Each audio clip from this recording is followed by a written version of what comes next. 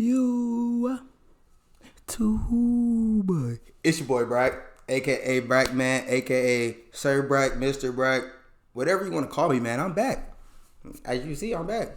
Better audio than last time. I'm sorry for that. We just trying things out so that way I can bring the best to y'all and have the best equipment, best sound, light, and audio, whatever. I'm just trying to test things out so that way I know what will work best for y'all, work best for me. Yeah, we're trying to work best with y'all. So this week today on Ballin with Brak, we got straight NFL news. I'm not gonna do too much NBA because NBA is changing every day. So I'm gonna wait a little minute and then I'm just gonna do a whole NBA recap. All I'm gonna say is Ja is tripping. Ja Morant is tripping. That's all I'm gonna say. Ja is tripping. Anyway, we got some combine news. We got some combine news, and then we got mock drafts. Top 10, another top 10 mock draft. We got trades this week. The week before the NFL draft, I will have a full 31 team draft. So yeah, we'll be good. Got the book, got the mic. Let's get to it. So we got NFL combine recap. Top 10 things from the combine weekend. Top 10 stories, top 10 players, top 10 things Brak just wants to talk about, to be honest. All right, so we're going to start with number 1, Jalen Carter. So Jalen Carter had a warrant out for his arrest in Athens, Georgia, a couple months back. A player and a team manager from the University of Georgia were killed in a car accident, and it came out recently that Jalen Carter was involved. He was the one that was racing the other two people in the other car. So that's big news, especially because somebody's life was taken. So I want to just say prayers go out to that family. I would like to send some prayers to that family. And another thing that also is showing what scouts and NFL GMs were talking about when they were talking about Jalen Carter's character issues. A lot of people before the draft happened and as the stock is, going up, people were talking about Jalen Carter's character issues off of the field. And one thing that I didn't really know was what do they mean by that? Because I'm not with Jalen Carter every day, so I don't know what off the field issues they were talking about. But this goes to speak that there was some truth to those statements, and I'm interested to see how this affects his stock. It's not like Laramie Tunsil the other year when on draft night some crazy information came out. We have 2.5 months to see, so we'll let this process ride out, see how this goes, see how the court handles it, the judicial system, and the NFL itself, and Jalen Carter. So we'll see that. Honestly, I think it will affect his stock, but not that much. I really don't have him falling out of the top 5. And we're going to get to that in the mock draft. Number 2, Christian Gonzalez, cornerback from Oregon. Awesome workout. See, that's why I have the Atlanta Falcons picking at number 8. But he had a crazy workout. He ran a 4.3 in the 40, 41-inch vert, and 11 on the broad jump. His 2021 film at Colorado, crazy. He transferred, went to Oregon in 2022. 2022 film, crazy. I honestly think he'll be the first DB taken off the board. It's really between him and Joey Porter. Devon Witherspoon didn't work out at the combine, so Joey Porter's stock was rising. But we're talking about Christian Gonzalez. I really do feel like he's gonna be the first DB taken, and he's gonna be good in the NFL. My number 3 player, okay, I'm going to put right here what his name actually is, and how to spell it. I hope I don't butcher it, but it's Adetumwa Adebare. He's a day 3 player, but had a top 10 workout at the combine. Bro, I've never heard of him. I've never heard of him until the combine, bro. It's ridiculous. I've only saw one game of him, and that's when he played Ohio State. He had a solid Senior Bowl, and at the combine, he was crazy. So now that really brings up an interesting topic because he's, like I said, he's a day 3 player. By day 3, that's rounds 4, 5, and 6. Day 2 is round 2 and 3. Day 1 is round 1.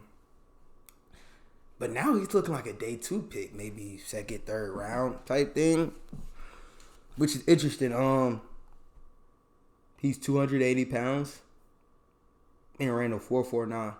I've never seen anybody under 280 pounds run sub 4.5. Sub 4.5.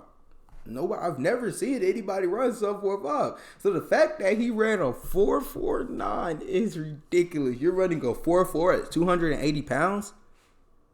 Crazy. Name to watch out for. Number 4, tackle. Darnell Wright, Tennessee. He moves very well. He could play left and he could play right tackle. But honestly, I would just keep him at right based off of film. His left tackle film was kind of sus. He played left tackle last year. Then this year that just passed, they moved him to right, and his film was way better. He got way better as a player. So I think in the NFL, you could use him. You could use him at left and right. But I think he's better as a right tackle overall. He carries his weight very well. He's 333 pounds, but he doesn't really move like a 300-pound guy. He carries it very well. Like, he's agile. He moves well.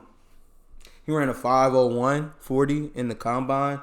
He's definitely a top 50 pick. I definitely feel like he'll be a top 50 pick.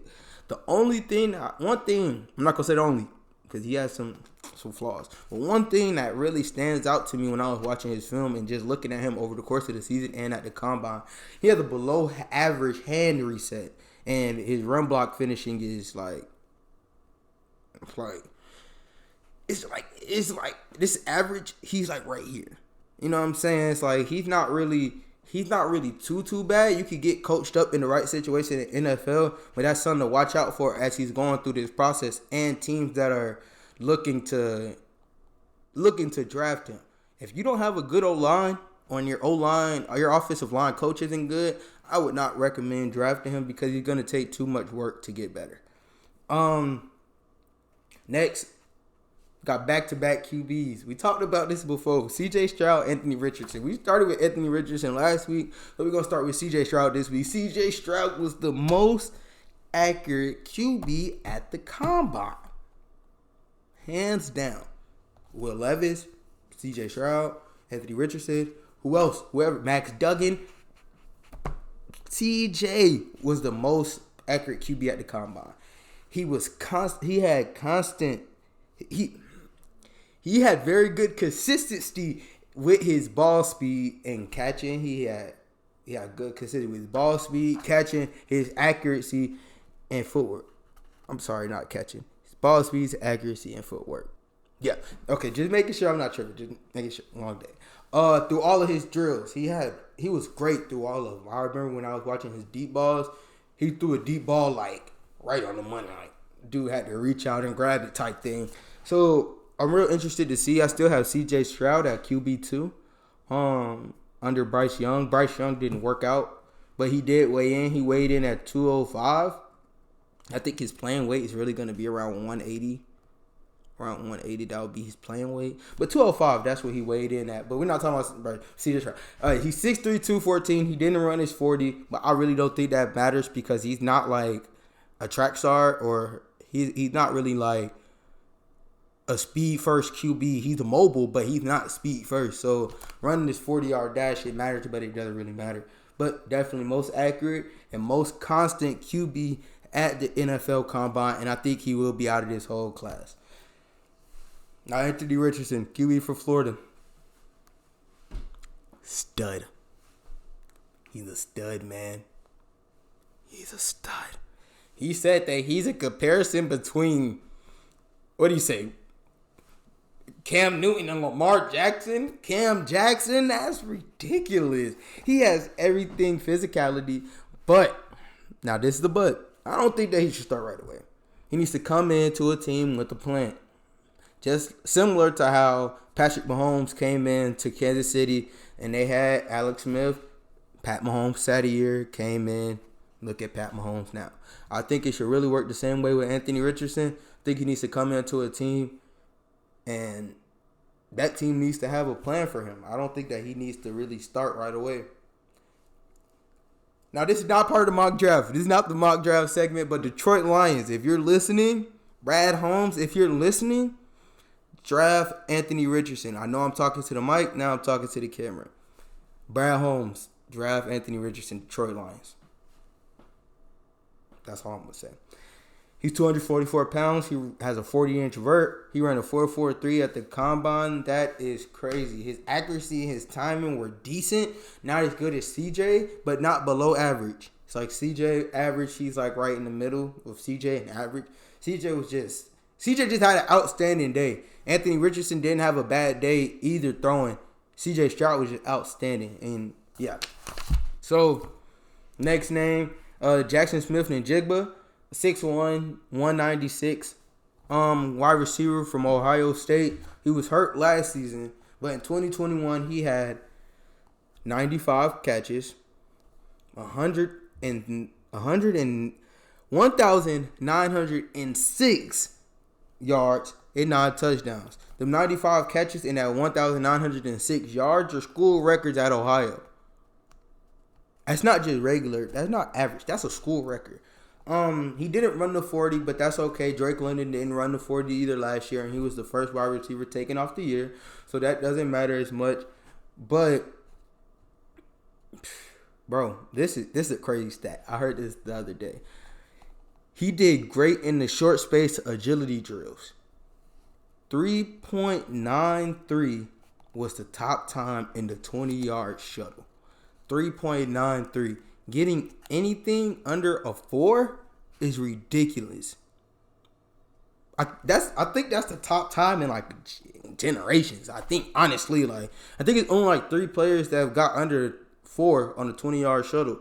So even though he didn't run the 40, he's still very agile. His breaking out of routes, his separation speed, immaculate. Go watch his 2021 film. I might drop a clip. I might. We'll see. Anyway. But Jackson Smith-Njigba is crazy. I'll definitely drop a picture right here. But yeah. Anyway. Yeah, that's Jackson Smith-Njigba. Darnell Washington, tight end from Georgia. 6'7", 246. People are saying he's like the 6th offensive lineman on the field. Which is very valid because he's honestly the best combo tight end. Combo tight end is like pass catching and also blocking. He's the best combo tight end in this whole draft. Mike Mayer is my tight end 1, but he's not the first tight end coming off my board. But Darnell Washington definitely my top 4 tight end. I think he is my number 4 in my top 5. But yeah, and on this 20-yard shuttle, I was talking about 20-yard shuttle with Jackson Smith-Njigba. Darnell Washington had a 4.08 20-yard shuttle. That's a top 3 time. Jackson Smith-Njigba number 1. This cornerback from Kansas was number 2. And Darnell Washington was number 3. So think about that. He's a 6th offensive lineman, and his separation speed, he's running a 4.08 in a 20-yard shuttle. That's crazy. So yeah, that's the player's name to look out for. Jahmyr Gibbs. I actually played him in high school. He went to Dalton. I went to South Cobb. So I've seen him on field, real life in high school. He is like that. You've only seen the film of him at Bama. He's like that. It shows. My comparison's like Alvin Kamara. That's my NFL comp. But he's so sudden out the backfield. He's a QB's best friend with the pass catching and the lanes that he can run through. He's an offensive lineman best friend too because his lane separation, the way that he breaks through lanes is immaculate. So he's good. He ran a 4.3 at the 40, and he's 201 pounds. Running a 4.3 at 200 pounds? Just think about that. A lot of people, that's speed. The last name I have is Khalajay Kinsey, the defensive lineman from Pitt. That's a straight Aaron Donald comp. Now, I'm not saying this man is Aaron Donald. That's not what I'm saying at all. I'm saying the comp is the same. They're both 6 feet. Kinsey is 280 pounds. Aaron Donald was 285 coming out of Pitt. Kinsey ran a 4.67. Darnold run a 4.68. I've never really heard of him. But the combine, he put on a straight clinic. He put on a clinic at the combine. I saw him on draft boards. They got him in the first round now. I don't know, but he did put on a clinic. So that boy is nasty. But that's my top 10. Let me run through the names one more time. Jalen Carter, Christian Gonzalez, Adewale Abare. 3, Darnell Wright, C.J. Stroud, Anthony Richardson, Jackson and Jigga, Darnell White, Jahmyr Gibbs, Kajay Kinsey. 10 piece, no wings. Okay, now, here we go. We're calling this section the B Mock Draft, and it's 2.0. So B Mock Drafts, that's my draft name. That's my mock draft. The B Mock Draft. Spam it in the comments. B Mock, B Mock, B Mock. All right, anyway, I'm sorry. I'm getting a little ahead of ourselves. So. This one is done with trades. So with the number 1 pick, the Chicago Bears trade the pick to number 4, and the Indianapolis Colts trade up and get Bryce Young, quarterback, Alabama. Okay. Texans, they stay at number 2. And they take C.J. Stroud. Like I said, that's my second QB off the board. Second overall pick. At 3, the Arizona Cardinals select. Is this a trek? The Panthers come in. The Panthers swing in from 9, move up to 3, and take Anthony Richardson, quarterback, Florida. Yep. That's fine. Yep, that's a trade. I didn't think about that one, but I did. I thought about that one. I thought about it. I did it. I did this mock draft Monday. So if anything that y'all seen before since Monday, they copy me. I just ain't put the video out yet till Friday, but they copy me anyway. That's all I'm gonna say. At number 4, Chicago Bears, Indianapolis Colts. The trade. They take Will Anderson. 5, Jalen Carter. Like I said, I don't think he'll fall out the top 5. Yeah, character issues are a thing, but he's a dog talent. So, yeah, I think I got him at 5. At 6, I have the Lions taking Christian Gonzalez, cornerback from Oregon. 7, especially if the Raiders miss out on Aaron Rodgers, because they missed out. Yeah, they missed out on Aaron Rodgers. They don't go get Jimmy Garoppolo. They don't get Jacoby Brissett. They don't trade for no QB. I feel like they'll take Will Levis out of Kentucky. Yeah. At least he'll have somebody to throw to. He has Hunter Renfrow, Darren Waller, and Devontae Adams to throw to, so he'll be straight. At 8, I have the Atlanta Falcons taking Georgia's edge rusher Nolan Smith that ran a 4.3, if I'm not mistaken, 4.3, 4.4, one of those. But Nolan Smith a dog too. He just ain't playing natty because he was hurt. But he a dog. How you was hurt and you just came to the combine ran a 4.3, 4.4. Crazy. At 9, since the Cardinals traded back, I have them still taking one of the best players in the draft, Tyree Wilson, edge rusher from Texas Tech. So yeah, that's good. And at 10, I don't have nothing crazy this time. I just have the Eagles taking Devon Witherspoon, the cornerback from Illinois. Yeah, last time I had them taking Bijan Robinson. That was just too good to be true. But they might still take him. Anyway, yeah, I got them taking Devon Witherspoon. I don't know if Darius Slay is going to return, but I know James Bradbury is not, and C.J. Gardner-Johnson. So they really might need a new cornerback. And even if they retain one, they'll have a young one to learn from the vet. You see what I'm saying? You feel me? You feel me? That makes sense. Cool. But, yeah, that's the B-Mock Draft Part 2, 2.0. Free agency starts the 15th. I believe that's next Wednesday. So, next week, I'll have a video coming out to y'all. No, I ain't gonna say the video, because what if I don't do it? Then y'all gonna be expecting that. I'll just say this. Next week, I'll have a video coming out. Knee slapper. Anyway, yeah, I have a video coming out for y'all next week. So stay tuned. I appreciate y'all, everybody that coming back. This was the light video today. So Nothing too much, just a little combine recap, a little B-Mock. You know, I like that B-Mock. Tell me if y'all like that B-Mock name. That name pretty cool. But anyway, that's me. That's Brak man, Sir Brak. And I'll be back. Peace.